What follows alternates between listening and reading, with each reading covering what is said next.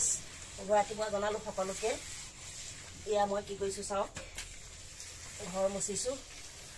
আৰু বিশেষকে ঘৰ মছা ভিডিও নাই কৰা তথাপিও দিছো এতিয়া ৰাইজে গম পাব যে আমাৰ ঘৰখন কেনেকুৱা কেঁচা না পকা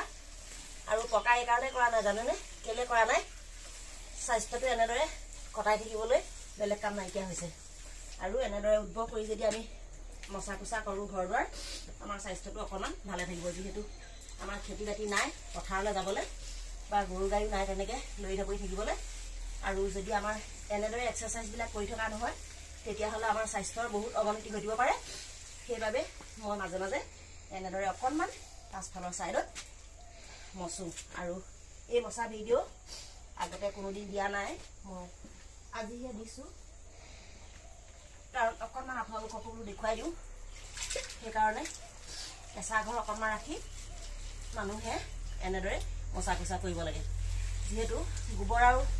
মাটিৰ আৰ্দ্ৰতাই মানুহৰ মনো প্ৰফুল্লিত কৰি ৰাখে আৰু স্বাস্থ্য ভালে ৰাখে সেইবাবে অকনমান মুছিলো আৰু আপোনালোকক দেখালো আৰু মোৰ দৰে এনেদৰে সকল মানুহে কোনে কোনে ঘৰ মুছি ভাল পায় জনাবচোন অকনমান কষ্ট হয় বাৰু কিন্তু কষ্ট মানে এক্সাৰসাইজৰ নিচিনা হোৱাৰ কাৰণে এনেদৰে কষ্ট হয় আৰু এনেকে মুছিব লাগে মাজে মাজে এয়া মই মুছিলো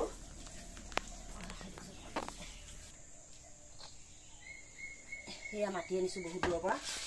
আৰু ইয়া গোবৰ আনিছো বেলেগৰ ঘৰৰ পৰা আজিকালি প্ৰায় মানুহে গোবৰ চুবলৈ ঘিণ কৰে কিন্তু এটো ঘিণ কৰা বস্তু নহয় গৰুৱে সেউজীয়া ঘাঁহ খাই যিহেতু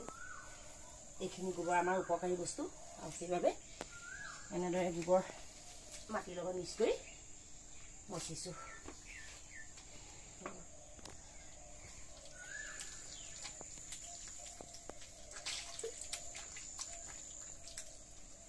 ইমান ধুনীয়া মিহি হৈছে মাটিখিনি ৰঙা মাটি